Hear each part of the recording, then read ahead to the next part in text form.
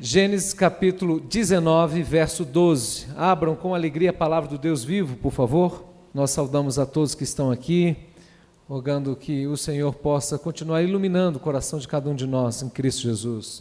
Gênesis capítulo 19, verso 12, diz assim: Então os homens disseram a Ló: Você tem aqui mais alguém dos seus? Genro, filhos, filhas, todos quanto você tem na cidade, faça-os sair daqui, pois vamos destruir este lugar, porque o seu clamor tem aumentado, chegado até a presença do Senhor, o Senhor nos enviou a destruí-lo. Então Ló saiu e foi falar com os seus genros, os que estavam para casar com suas filhas, e disse: Levante-se e saiam deste lugar, porque o Senhor vai destruir a cidade. Mas eles pensaram que Ló estava brincando. Ao amanhecer, os anjos apressaram Ló, dizendo: Levante-se, pegue a sua mulher, as suas duas filhas, que aqui se encontram, e saiam daqui, para que você não morra quando a cidade for castigada. Vamos ler juntos o versículo 16? Tendo ele o quê? Calma aí, devagar. Tendo ele o quê? Os homens...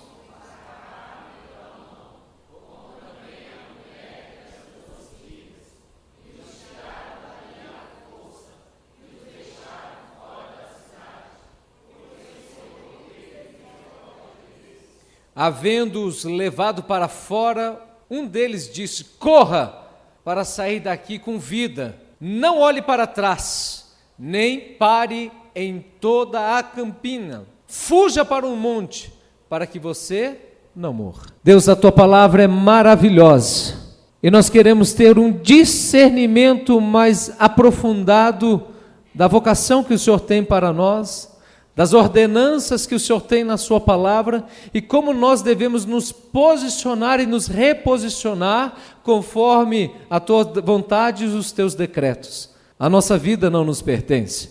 O apóstolo Paulo diz: se vivemos, vivemos para o Senhor, se morremos, morremos para o Senhor, porque a nossa vida pertence ao Senhor.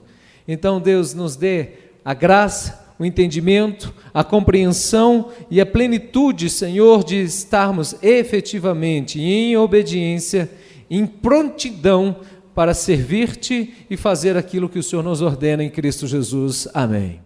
Meus amados, permita-me, em coisas de poucos minutos, eu fazer uma menção do meu sermão de domingo passado, porque eu quero fazer uma correlação com este texto. Nós pregamos sobre o segundo homem mais importante, o segundo grande rei de Israel, que foi Josias. A Bíblia diz que aos 8 anos de idade ele se tornou rei, e aos 16 anos de idade ele começou a buscar a Deus. A história dele é linda, um jovem rei buscando a presença e a face de Deus. Aos 20 anos de idade, ele começou uma reforma, uma limpeza espiritual em Israel, que houve da parte dele uma coragem muito grande, porque ele foi quebrando todas as idolatrias daquele povo, cujo seu pai era um homem mau, cujo seu avô foi um homem também ímpio. Então este homem, de uma maneira extraordinária, cheio da autoridade e da unção de Deus, ele foi fazendo uma limpeza moral sobre Israel. Como se fosse pouco, o seu terceiro ato grandioso, ele manda restaurar o templo de Salomão. E quando ele vai restaurando este templo, o sumo sacerdote encontra uma porção da palavra de Deus, e quando esta palavra é lida, diz a Bíblia que ele se humilha diante do Senhor, rasga as suas vestes, coloca cinza na sua cabeça e diz: nossos pais, os nossos antepassados trouxeram a ira de Deus sobre nós, porque nós, como povo de Deus, temos sido necios, tardios em obedecer ao Senhor, e portanto a mão de Deus pesará sobre nós. Então ele manda chamar um profeta para consultar o Senhor, e quando o profeta volta, diz: Deus trará justiça e juízo sobre o povo de Deus. Entretanto, tendo em vista que você muito se humilhou, tendo em vista que você se arrependeu, o mal não virá sobre a sua vida, seus olhos não verão este mal, porque você deitará, dormirá em paz.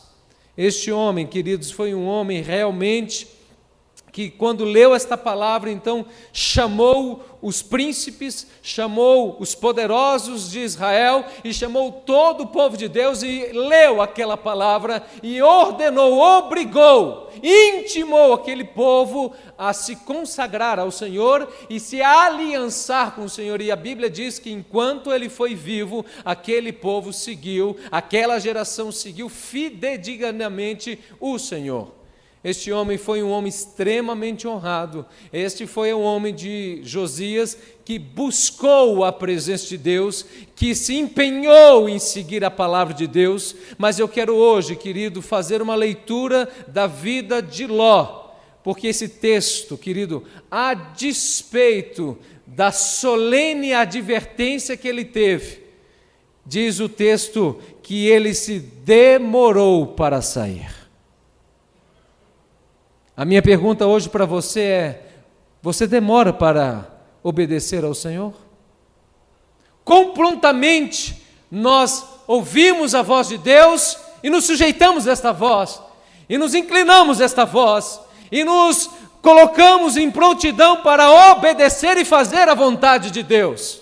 Meus amados, esse texto diz que Deus iria trazer destruição a Sodoma e Gomorra. Há que se lembrar que em Gênesis capítulo 6, por conta do espírito da iniquidade que tinha subido às narinas de Deus, Deus decidiu destruir toda a humanidade, salvo a vida de Noé e dos seus parentes, porque Deus é um Deus justo. E o fato, meus queridos, que agora esse texto, de uma maneira enfática, vai falar acerca da maldade deste povo. Em Gênesis 13:3 diz: os moradores de Sodoma eram maus e grandes pecadores contra o Senhor. Em Gênesis 18:20 diz: o Senhor disse a Abraão: o clamor contra o Sodoma e Gomorra tem aumentado e o seu pecado é gravíssimo. Em Gênesis 19:13, que nós acabamos de ler, diz: vamos destruir esse lugar porque o seu clamor tem aumentado, porque estamos para destruir este lugar. As acusações feitas ao Senhor contra este povo são tantas que elas nos enviou para destruir esta cidade. E quando você vai ouvir o profeta Ezequiel, no capítulo 16, verso 49 e 50, diz assim: eis que esta foi a iniquidade de Sodoma, sua irmã, soberba, fartura de pão e próspera tranquilidade.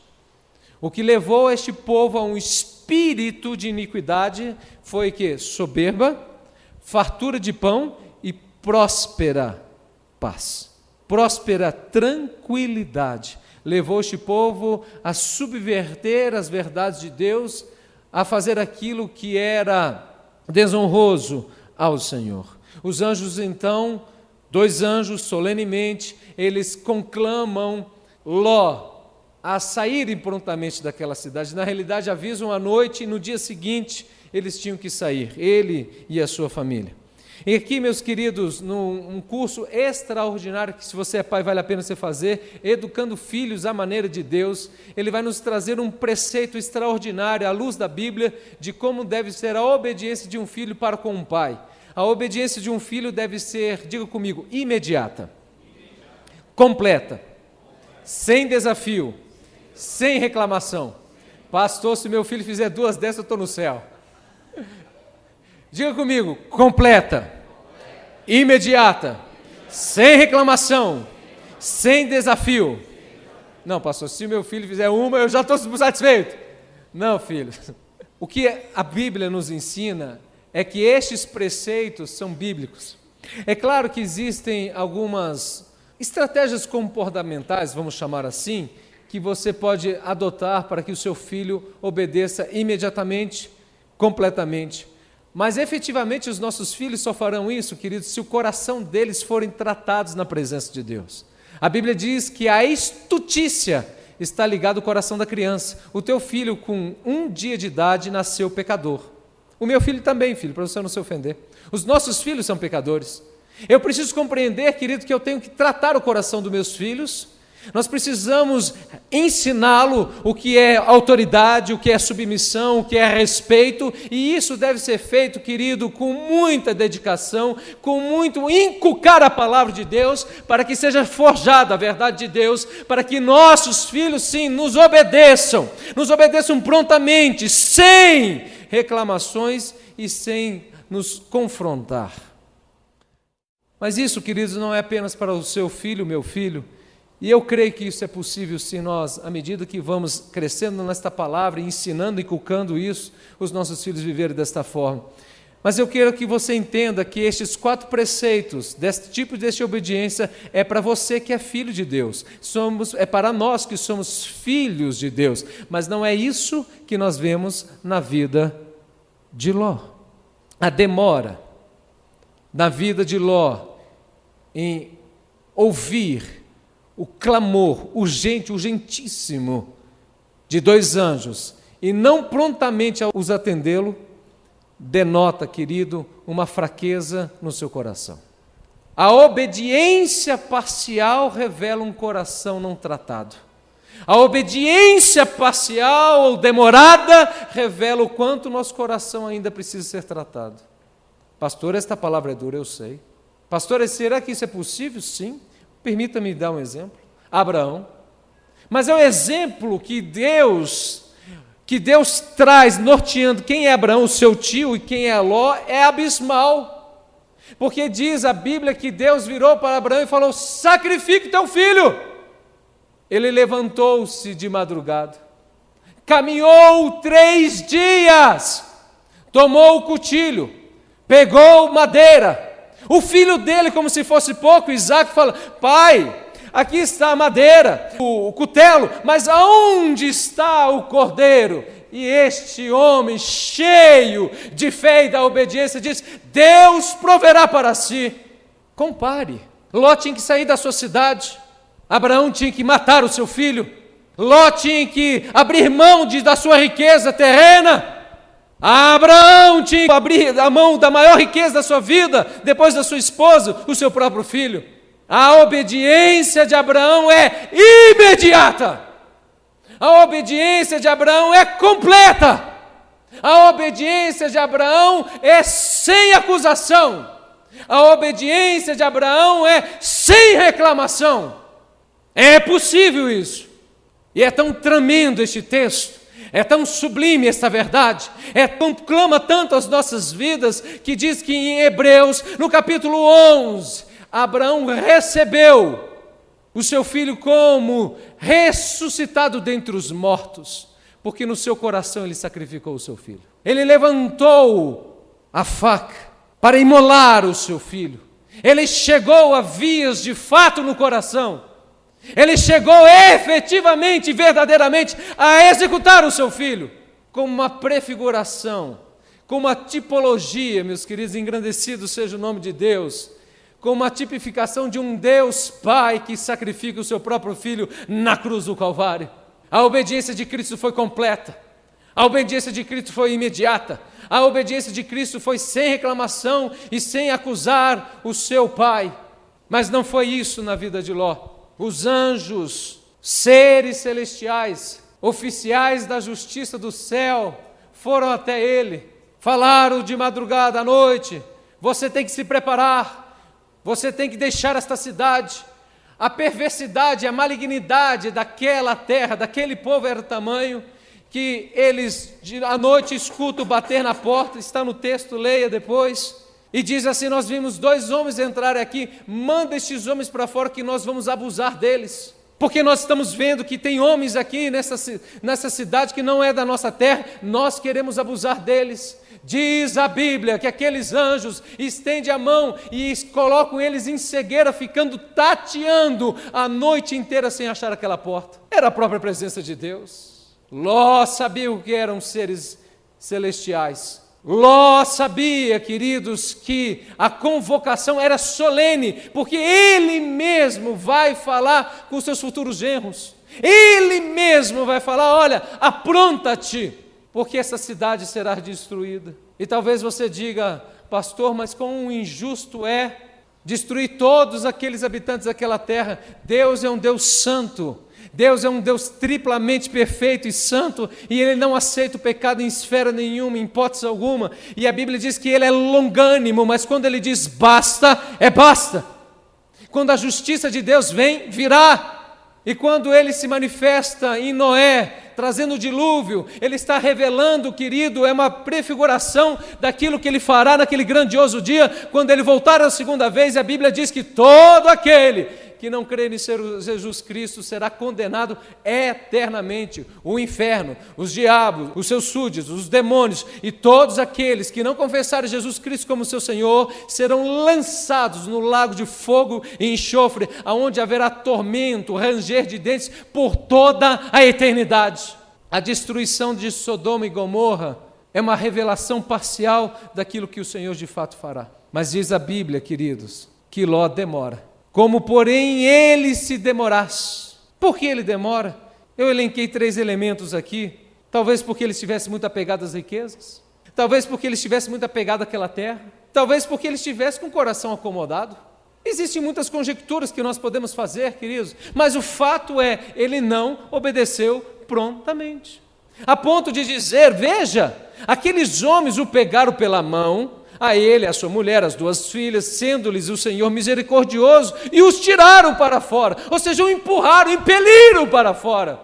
Ele teve que ser pego, quase à base de vara, Teca. Ser oficial de justiça é a base de vara, quase a base de vara, a base da graça. Sai, filho, porque o juízo, a justiça de Deus virá. Abraão tinha orado, Senhor, se tiverem 50 justos nessa cidade, o Senhor não vai destruir essa cidade. O Senhor diz, eu não destruirei por conta de 50, eu não destruirei por conta de 45, porque ele vai orando, vai intercedendo, até chegar a 10. Se houver 10 homens justos nesta cidade, eu não destruirei essa cidade. Queridos, engrandecido seja o nome de Deus, 10 justos iriam poupar toda uma cidade. Você entende o quanto Deus ama e cuida dos seus? E eu ouso informar, queridos, que se houvesse um, Deus não iria destruir. Tanto é assim que ele tira aqueles, ou seja, Ló e sua família, ele arranca, tira, para que haja de fato a justiça e o juízo de Deus. Quantos de nós estamos acomodados? E aqui, Cláudia, está a relação do meu sermão com o seu testemunho, que foi marcado por Deus. Quantos de nós estamos acomodados? Conhecemos esta palavra, ouvimos esta palavra, mas não choramos, não nos quebrantamos. Não, é mais uma palavra, é mais uma retórica do pastor, é mais uma não sei o quê. Meus amados, quantos de nós estamos demorados em ouvir prontamente essa palavra? Quantos têm conhecimento bíblico? Tem gente que cita mais versículo bíblico do que eu, louvado seja Deus. Eu quero que faça isso mesmo, filho. Mas põe um pouco em prática essa palavra. Sabe tudo da Bíblia, sabe, mas você vai ver, querido, existe uma disparidade entre o saber, entre a luz na mente e o fogo no coração, entre saber a palavra e viver esta palavra, entre conhecer essa palavra e colocar em prática no trabalho, em casa, na igreja. Há uma disparidade. São demorados em obedecer. Quantos de nós somos tardios em romper com amizades? Ah, jovem, aves da mesma espécie vão em bando. Se você outrora era urubu, não queira continuar sendo urubu, não. Você agora é pombo, pomba. E um pombo não voa com um urubu. Não combina. Não é, são aves de espécies distintas, com hábitos distintos. Não, pastor, mas deixa eu explicar. Eu gosto tanto dos meus amigos, eu quero convertê-los. Eles vão mais te puxar do que você puxar eles. São demorados para romper com o passado. São tardios para romper com o passado. Quantos de nós, queridos, somos incomodados para perdoar, porque é bíblico, e nós somos tardios em perdoar. Ficamos 1 ano, 6 meses, 10 meses, amargurados, falando mal de um, falando mal de outro, pondo o dedo no olho da pessoa, porque estamos machucados. A Bíblia diz que quando se cria uma raiz de amargura em nosso coração, 3 coisas acontecem. Quando se cria uma raiz de amargura, 3 coisas acontecem. Você se aparta da graça de Deus, você se perturba e contamina muitos. E a pessoa está definhando espiritualmente, ela está sangrando espiritualmente, ela está morrendo espiritualmente, ela volta e sempre naquele mesma história. Não tem nada a ver, você está falando de futebol, o cara fala, mas sabia que na igreja, meu Deus, o que tem uma coisa a ver com a outra? São tardios em liberar perdão, são tardios em obedecer esta palavra, conhecem a palavra, mas pastor, o meu caso... Não, o seu caso não é diferente de ninguém. Quantos de nós, queridos, somos conclamados a fazer esta obra? Eu tenho falado de tudo que é jeito, é gritando, é falando, é chorando, tudo que é jeito, vem trabalhar, filho! E somos tardios em obedecer. Ninguém me serve, eu não sou chefe de ninguém, eu estou te chamando, querido, a uma obra assim como eu fui chamado. Quantos de nós sofremos, queridos, num casamento, porque somos tardios na reconciliação, porque somos tardios de reconhecer que aquele que achou uma esposa achou o favor de Deus, porque somos tardios em submeter ao nosso marido como sacerdote, como cabeça, porque somos tardios, queridos, em aplicarmos esta palavra. Mas sabe o que acontece, queridos? Ló chega onde ele chega, porque alguns anos antes, ele era um homem próspero, e a Bíblia diz que os pastores de Ló estavam brigando com os pastores de Abraão. E Abraão, de uma maneira, de um gesto grandioso, ele diz: Ló, a terra aqui, eles eram extrativistas, né? Ou seja, eles nômades, eles ficavam naquela terra e extraíam o máximo daquilo que podia ser, e eram ricos, e a terra já não estava comportando eles, tamanha a riqueza daqueles dois pessoas.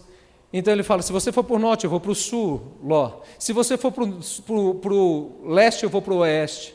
Mas quem devia ter a prerrogativa de decidir era Abraão. Ele abre mão. Então diz a Bíblia que ele vira e dá uma olhada nas campinas verdes de Sodoma e Gomorra. E ele decide ir para o pior lugar da terra, mas era o lugar mais belo. A Bíblia diz: nós não somos guiados por vistas, nós somos guiados pela fé.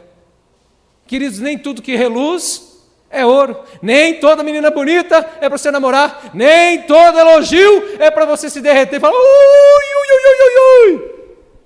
Segura, sua carência, filha, segura, espere, busque, anele a direção do Senhor.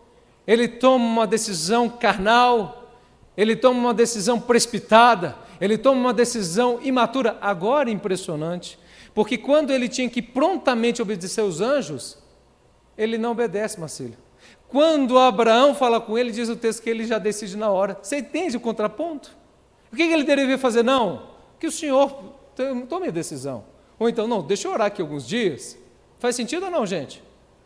Mas num rompante, ele toma uma decisão, e quando ele tem que obedecer, ele não obedece. Quantos de nós somos assim?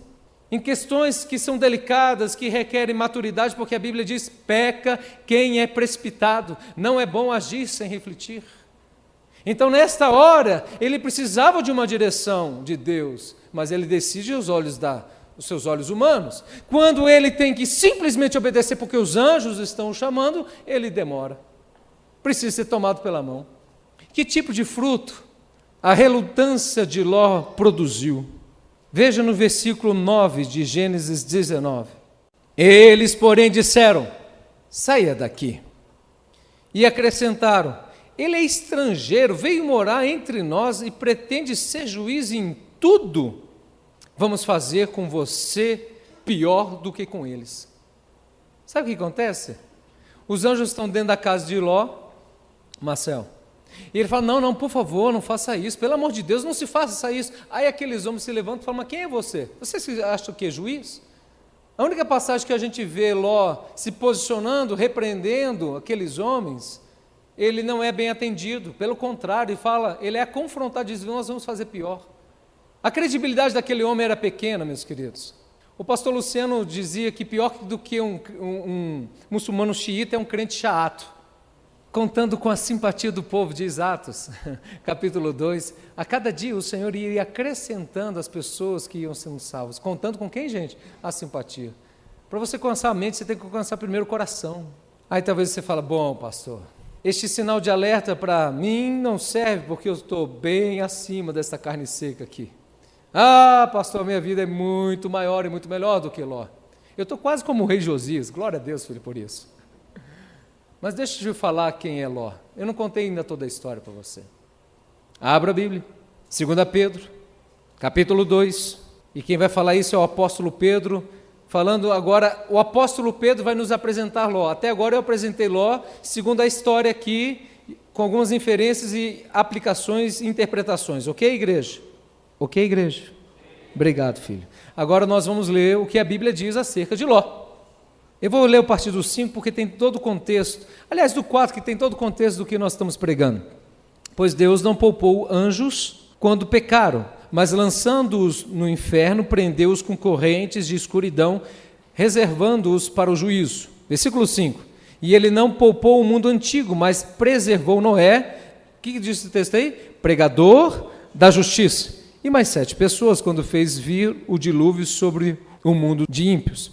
E reduzindo a cinzas as cidades de Sodoma e Gomorra, condenou-as à ruína completa, tendo-as posto como exemplo do que viria a acontecer com os que vivessem impiamente. Ok? Olha aqui para mim, queridos. O Senhor está falando de falsos mestres, e ele vai falar, olha, Deus condenou os demônios e eles não tiveram chance. Deus destruiu a terra por meio de dilúvio porque foram homens ímpios. Deus destruiu Sodoma e Gomorra por conta dos homens ímpios. Então ele está dizendo, os falsos profetas também serão destruídos. Ok? Muito bem. Agora ele vai falar de quem é Ló.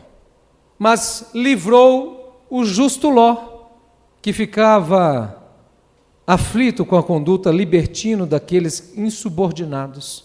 Porque este homem justo, pelo que via e ouvia ao morar entre eles, atormentava a sua alma justa, dia após dia, por causa das obras iníquas que aqueles praticavam.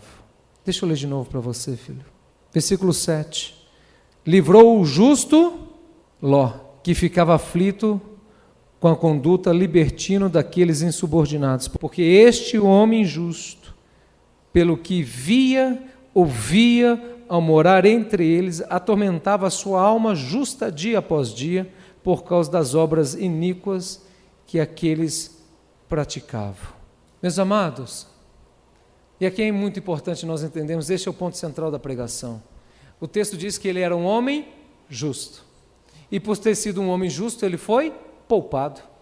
Por ele ser um homem justo, Deus envia anjos, que falam com ele solenemente, que ele desobedece, que pega as suas mãos, que literalmente o impulsiona ele, os seus genros, as suas noras, seus genros e filhos, para fora da cidade. Ele era um homem justo, mas um homem, queridos, que nós não vemos frutos na vida dele. E quantos de nós somos assim? Conhecemos a palavra, vivemos em parte esta palavra, mas o resultado da nossa vida está muito aquém daquilo que Deus nos deu. Está muito aquém daquilo que Deus nos vocacionou. Está muito aquém aquilo que o Senhor nos conclama a fazer. A diferença entre o rei Josias, que desejou a presença de Deus e buscou a presença de Deus, de um homem acomodado, que decidiu na sua juventude, pela uma terra fértil, que não quis sair daquela terra por conta talvez da sua riqueza, da sua acomodação, ou porque fincou raiz naquele lugar, é abismal. E o fato, meus queridos, que muitos de nós estamos como Ló, salvos, porém sem salgar a terra, salvos, mas sem expressão. E para que isso não paire dúvida no seu coração, a ordenança foi: saia prontamente, não fizeram isso. Foram pegos pelas mãos, pela misericórdia dos anjos, e diz o texto: não olhe para trás. Ou seja, o passado é passado, o que Deus condena é condena, o que Deus traz de justiça é justiça, o que Deus traz de juízo é juízo, e diz a Bíblia que a esposa de Ló olhou para trás. Ele não pastoreou a sua primeira ovelha, a sua própria esposa. Ela olhou para trás e se deu mal, como diz a canção, virou uma estátua de sal. Olhou para trás e se deu mal. Eu não sei o ritmo, tá bom, é isso aí. É, isso aí. Este homem, diz o texto, diga comigo, era justo, desobediente. Era justo, tomou a decisão, uma das mais importantes da sua vida, aos olhos da carne. Era justo, não obedeceu prontamente. Era justo e não trouxe influência sobre aquela terra. Era justo e não levou nem a sua esposa a rejeitar aquilo que Deus estava rejeitando. Que Deus possa ter misericórdia de nós, querido. Que nós não sejamos tardios em obedecer. Que nós não sejamos tardios em obedecer ao Senhor. Eu entendo, querido, no mundo espiritual, que obediência parcial, você pode achar isso radical, mas é bíblico, é uma desobediência total. E tem muitos exemplos sobre isso. Talvez o mais clássico daqueles que a gente tanto cita é Saul, em que o Senhor diz que eis que obedecer é melhor do que sacrificar, porque Deus não está interessado em gordura de cordeiros, de carneiros, porque a desobediência é pecado de feitiçaria. A rebeldia é pecado de feitiçaria. Eu preciso compreender, queridos, e aqui eu preciso fazer este parênteses para que não haja um jugo talvez maior do que você possa suportar, é que Jesus Cristo nos ordena a chegarmos como estamos diante dele, e é o Senhor, Cláudio, de fato, que nos converte. E quando o Senhor nos converte pela sua graça e sua bondade, Ele transforma o nosso coração e Ele vai purificando e vai nos limpando como um bebê literalmente recém-nascido. E à medida que nós vamos engateando, nós vamos aprendendo a submeter, a honrar a Deus, a amar ao Senhor, a amar a sua igreja, a perdoar e assim sucessivamente. Mas eu preciso compreender que à medida que eu vou caminhando, o Senhor vai requerendo cada vez mais uma obediência pronta, imediata, completa e não desafiadora ao Senhor. Porque quando eu faço isso, querido, de obedecê-lo parcialmente, é porque o meu coração ainda não está tratado como deveria, porque ainda existe rebeliões no meu coração, porque se eu não me sujeito ao Senhor, em outras palavras, eu ainda, querido, estou em parte em rebelião com Deus. Malaquias é um texto duro, e ele disse, eu sou o Senhor, aonde está a obediência? Se eu me chamo de Senhor, por que não me obedece? Se eu me chamo de Pai, aonde está a minha obediência? As duas coisas. Porque ele está trazendo assim, eu sou o Senhor e vocês devem me honrar com reverência, mas eu sou Pai e vocês devem ter deleites em obediência por serem filhos em gratidão. Ele fala tanto numa relação, vamos chamar assim, de um rei, que nós somos súditos e devemos obedecê-lo, mas numa relação paternal, de sermos filhos, devemos obedecê-lo em amor.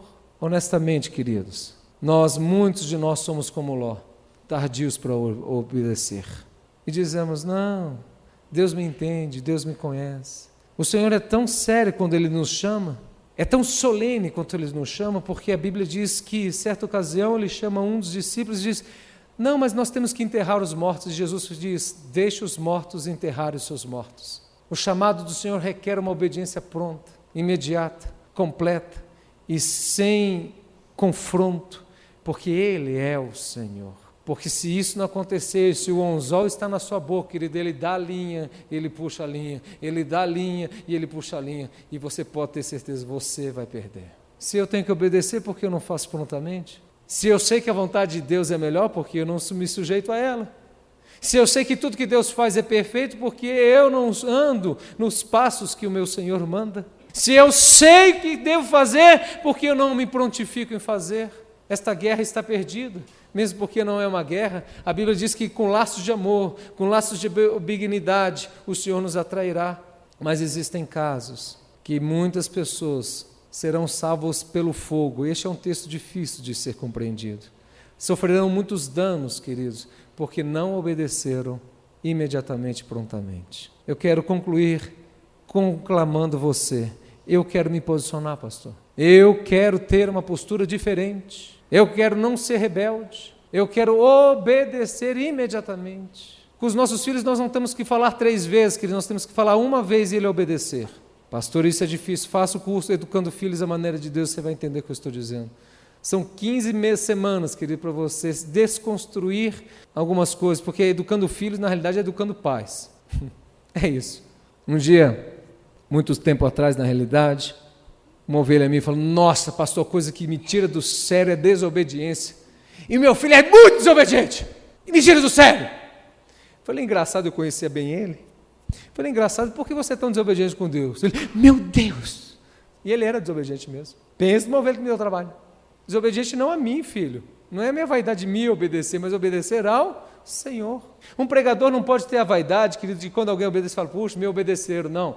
E um pregador não pode ter, querido, o ferir-se quando alguém não lhe obedece, porque eu estou proclamando o que, gente? A palavra. Eu concluo de fato agora dizendo, Samuel estava mocumbuso, abatido, entristecido, porque Israel agora decidiu ter um rei de carne e osso. Ele era um juiz, o último juiz de Israel. Então ele estava triste porque a Bíblia diz que todas as suas palavras não caíram por terra, e ele estava muito triste. E aí, meus queridos, o Senhor disse: não, Samuel, não fique triste não, porque não rejeitaram a ti, rejeitaram a mim. Queridos, você não está ouvindo o Helder, eu estou pregando a palavra de Deus. A decisão é tua. Mas eu quero convidar você, eu quero me reconciliar com Deus, eu quero me entregar ao Senhor, eu quero, pastor, uma vida de prontidão em amor e adoração ao Senhor. Levante sua mão onde você está, querido, que eu vou orar por você. Deus te abençoe, glória a Deus, Deus te abençoe, louvado seja o nome de Deus. Eu quero, fique de pé, filho, que eu vou orar por você. Eu também vou ficar de pé aqui, viu, gente? Eu preciso de obedecer mais prontamente, com mais alegria. Às vezes a gente obedece cheio de murmuração, gente. Não faça isso não, filho. É o Senhor.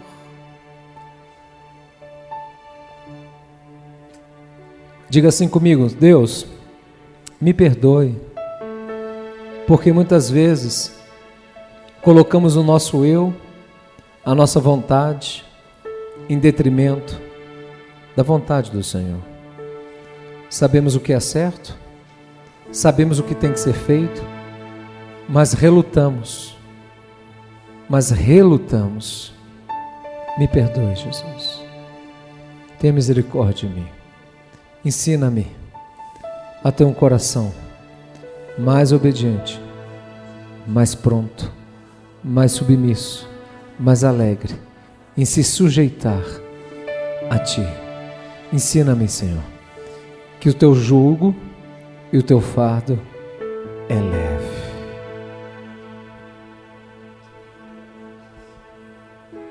Eu quero Te abençoar, meu querido. Assim como Ló teve a compaixão por meio daqueles anjos do próprio Deus, obviamente, de ser pego pela mão. Faça-nos, Deus, que a Tua presença nos pegue pela mão e nos conduza à obediência. E eu sei, Pai, que o Senhor faz isso como um exercício de amor, de misericórdia e de pedagogia. Mas chega o tempo em que a nossa maturidade, o nosso discernimento espiritual vai requerer apenas uma obediência sem este empurrão do Senhor. Porque já ouvimos a voz de Deus, porque já discernimos. E que tenhamos então a fé em obediência. Porque a obediência vai pressupor no mundo espiritual fé. Que tenhamos um caráter forjado, porque isso vai requerer de nós. Que tenhamos o desapego àquilo que temos que nos desapegar, para experimentar e comprovar ainda mais a boa e a perfeita vontade. Eu quero Te abençoar. Eu quero Te pedir a cada um de nós, Senhor, a misericórdia. E que o Senhor nos impele e nos impulsione a sermos mais submissos e obedientes ao Senhor. Em nome de Jesus. Amém.